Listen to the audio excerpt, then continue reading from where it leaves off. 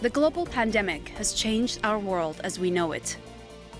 It's been particularly devastating on the aviation sector. Airports have been shut, thousands of airplanes grounded, businesses have ceased operations, and the long-term financial costs may not be known for years to come. But according to the International Air Transport Association, this year's loss of revenue has cost airlines more than $300 billion. Thousands in the air travel industry have been left jobless. Qatar Airways, one of the world's biggest carriers, is no exception. The Doha-based airline was already dealing with restrictions imposed by 4 Arab nations as part of their blockade of Qatar. Without access to the airspace of its neighbours, it had to find new routes and new destinations. And now, as it navigates the turbulent skies in the wake of the pandemic, how will the airline recover from both the health and political crises? And what's in store for the future of global air travel after the pandemic? The Chief Executive Officer of Qatar Airways, Akbar Al-Bakr, talks to Al Jazeera.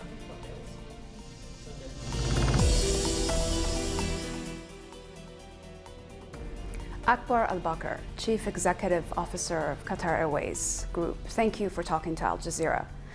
What are the measures that Qatar Airways is taking to ensure the safety of passengers flying in the future in light of the pandemic?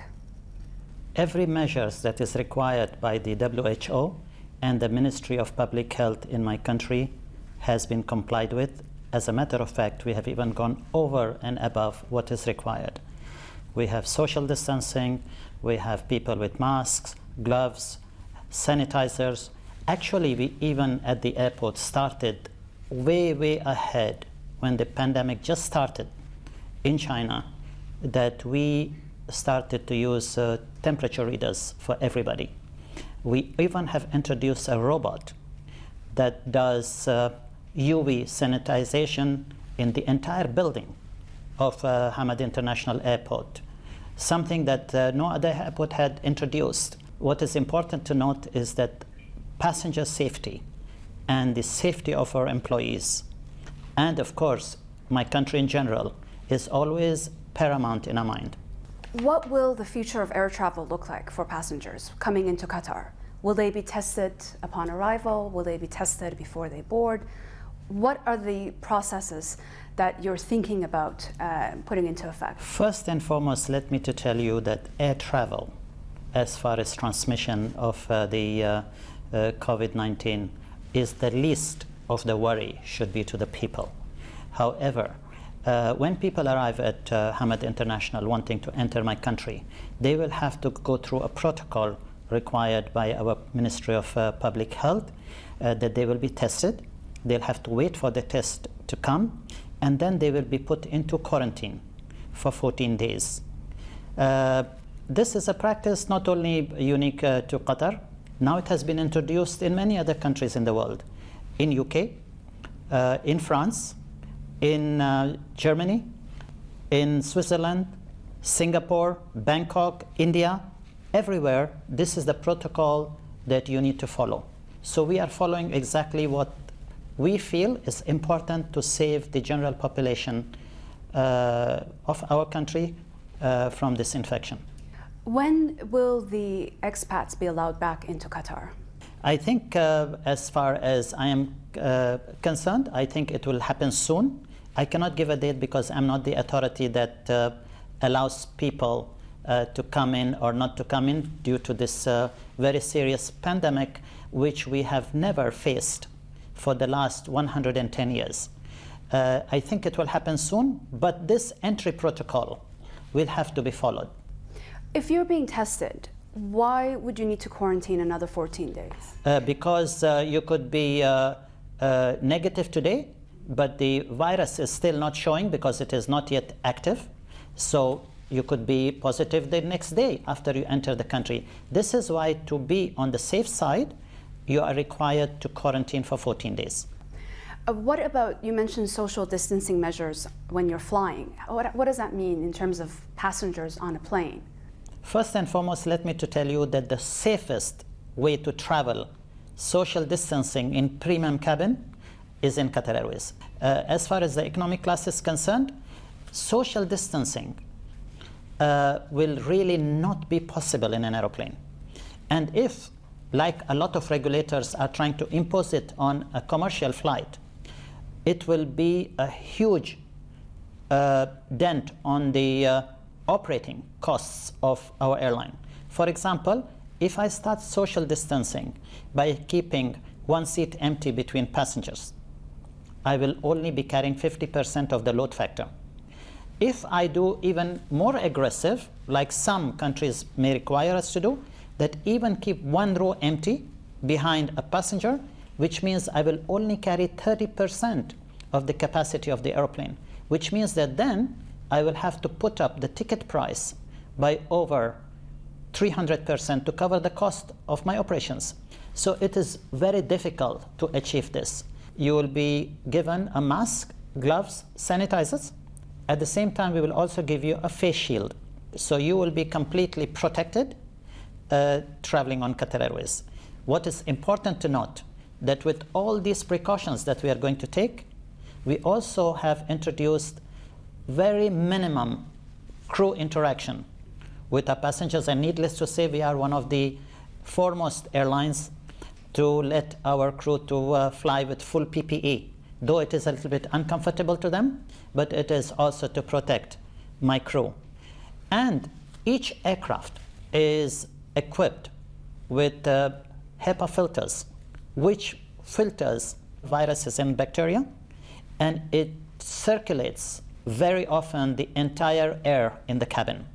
So in every way, I still think that air travel is the safest mode of travel in this pandemic. As long as there is no treatment, antibiotics, or a vaccine, I think this rule will keep on being imposed on passengers. I want to talk about the financial ramifications of the pandemic on your industry. Huge. It is huge. You can already see that there is a lot of airlines that have folded. A lot of airlines have asked for state aid. They have asked for subsidies. Exactly airlines that were accusing us, which our government was putting equity into the airline, now they are asking for subsidy. To them, this is a subsidy because they are privately owned airlines asking the government for bailout. So you can see there will be a lot of reduction in capacity.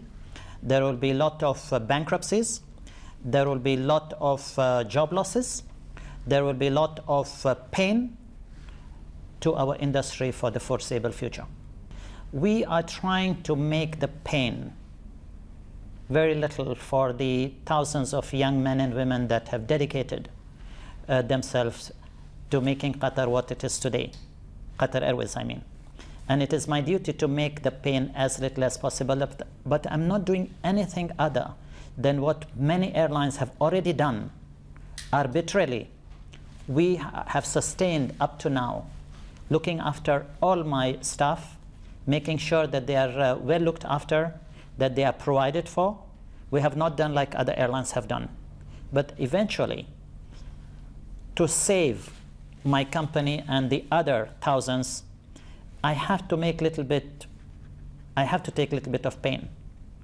But we will try to reduce that pain as much as possible, but we will do better than what other airlines have done. One of your biggest competitors in the Middle East, Emirates Airlines, has just said recently that it will take them at least 3 years to go back to their regular flight schedules, to flying to all the destinations they were. Qatar Airways was flying to over 170 destinations before the pandemic hit, and it is now roughly around 50. How long before you anticipate you will get back to flying to most of the destinations you were flying to before? Nobody can say the future, what it will happen. I know that travel is today part of our DNA. So we will travel. People will start traveling as soon as there is a vaccine or a treatment. Yes, it will take longer to get back to the 2019 traffic growth, that we were really looking at huge growth in our both network and passenger numbers. I think that it may take 2 years, it may take 4 years, but we will get back, and we will be back to the size we were in 2019 by the will of God. What I need to warn people, that the industry will not be the same, because, you know, like in 2008 when we had the financial collapse, all the companies stopped their executives traveling first class. After this pandemic and the usefulness of doing conference calls, video calls, working from home, this will reduce business traffic, which is really the bread and butter of our industry. I hope that the impact will not be as bad as I expect. One thing I can tell you, you will pay more to travel. How much more? Depends of how well the recovery is and how much more passengers we can fit in the front of the airplane. This all depends of what the regulations allow me to put on my airplane. Like I said in the early part of the interview, if there are social distancing, depends of how the social distancing is regulated, that will be the rate of increase in FS. Let's move on to June of 2017, 3 years ago. Your neighbors imposed a blockade on Qatar. How did that change Qatar Airways operations? You know, if you look really what happened from 2017 until now, we grow by nearly 40% in fleet size. We also grew nearly that number with destinations. We lost 18 destinations, and in the first 18 months, we added 24 destinations, and then we kept on growing.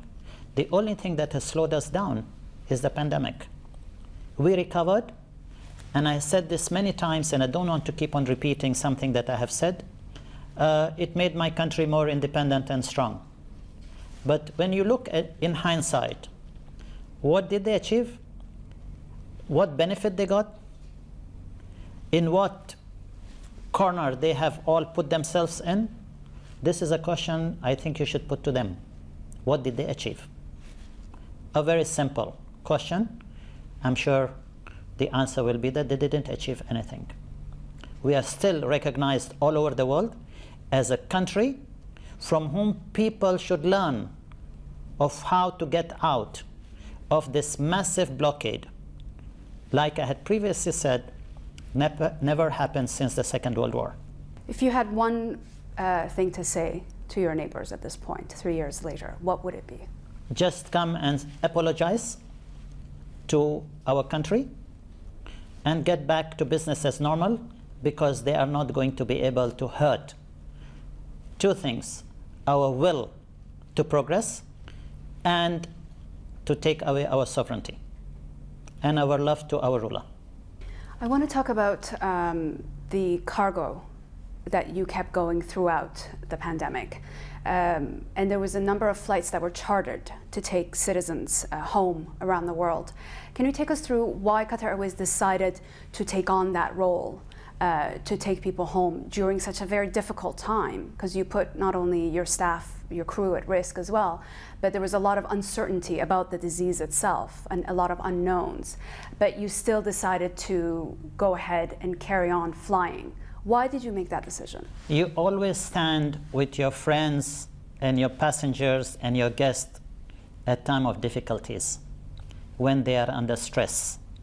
This pandemic brought unprecedented stress on my passengers and our friends. So it was the duty of Qatar Airways to be with people when we are at good times, same way we have to be with people at bad times. Everybody pulled the carpet from under their passengers who were booked with them. So it was our duty, as we were requested by our friendly countries, to help them to get their passengers home safely. And this is exactly what we did. But I'm very proud to say that over the last 3 months, Qatar Airways is the largest international airline operating with the highest number of ASK, which is available seat kilometers. We have traveled in this short period more than 50 million miles. We have carried more than 60,000 people back home.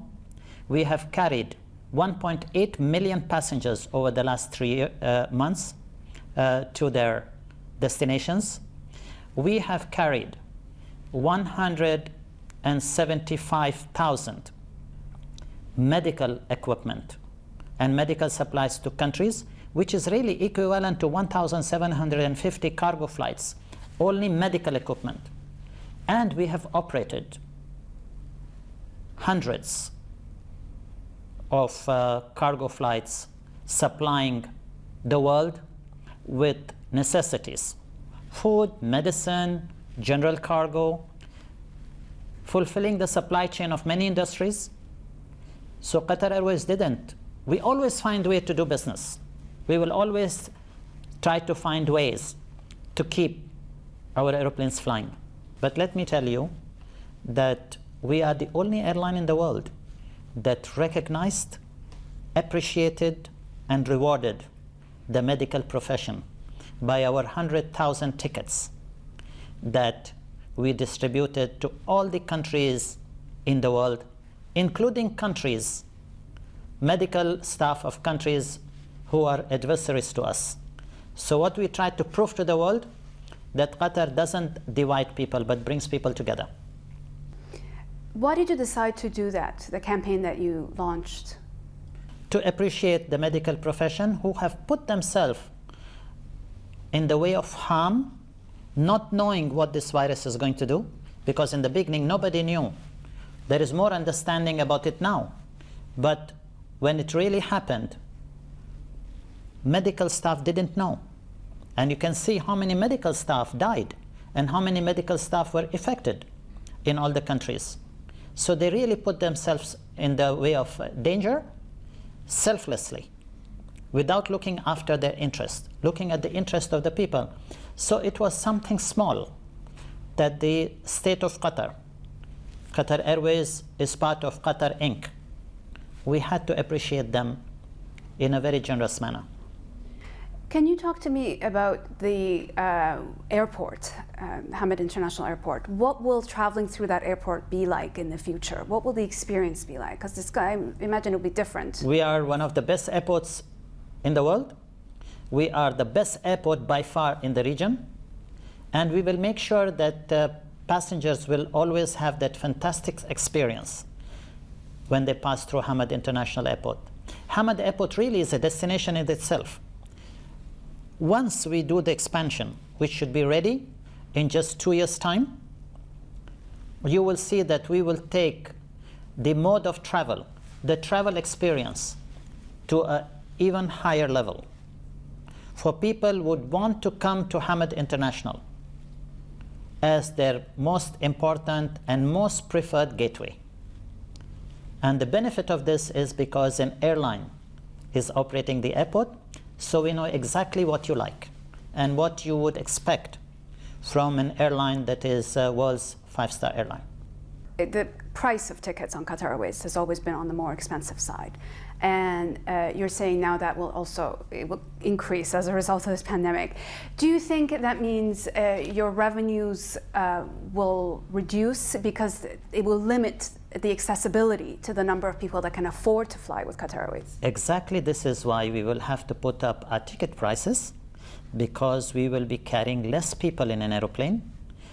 Not because we cannot carry more people, but because the regulations are imposing on us to carry less passengers, so I have to increase the price. And also, when you go to lease a car, it's your choice. You want to lease a third-class car, or you want to lease a first-class car. So when you want to lease a first-class car, you have to pay more for traveling on that first-class car. Your financial portfolio, has been quite impressive, especially since the blockade as well. There's been a $4.8 billion in revenue in 2019. You were also looking at a stake in Africa's Rwanda Air, as well as the IAG group. In February, you increased your stake in that by 25%, and they reported a loss of over $500 million. Will that all change now, your diversification of your financial investments? First of all, the figure you just gave of 4.8 billion revenue is wrong. I don't know from where you got this figure, because we have not yet announced our revenue figures. We will be doing it once our accounts are audited. Do you have a rough estimate? I cannot give it to you because you know, the effect of the pandemic came into the first 3 months of this year, and our financial year is from 1st of April to 31st of March. So, of course, we will announce. We are very transparent in Qatar. So we will announce our results when we have finished our audit. The second thing I want to inform you is about our investment. So how the airline operates is a separate to how our investments will be deployed. We are, with our investments for long term, we have invested in these 3 major airlines for strategic reason. And we will continue to assist them if they require our assistance. LATAM has filed for Chapter 11, and as the court will decide, we will be there to support the company. As far as IAG is concerned, we will also be there to support them. They will be asking for, if they ask for any assistance from the European governments, is a separate story, but as a shareholder, we will be there with them, and so will be with any other investments Qatar Airways has. When do you think you're at a position now to forego any government assistance? Up to now, we have not asked for any government assistance because we are still using our reserves, and we are using our financing that we had already put in place, the credit lines we have with our bankers. But if this continues for a longer period, then we would go to our owner for an equity injection. We are not asking for subsidy or aid. We are asking for equity because we are a government-owned airline. As well as being the CEO of Qatar Airways Group, you're also the Secretary General of Qatar's National Tourism Council. Can you speak to us about what are your plans about increasing tourism into the country? We have a lot of very interesting plans. We have a lot of developments that will take place in the tourism field. We will raise the quality and standards of tourism facilities in the country. But how I'm going to do it and how I'm going to attract these tourists, I'm not prepared to talk about it, because I always mention that a successful general does not lay the army's battle plans to everybody. So you believe it is going to be a battle? Well, you know that everybody in this region want to develop tourism. We want to differentiate ourselves differently. We don't want the kind of tourism that some other people target. We want to put our tourism in a completely different league, and that is my job. Akbar Al Bakr, Chief Executive Officer of Qatar Airways Group, thank you so much for talking to Al Jazeera. It's my pleasure.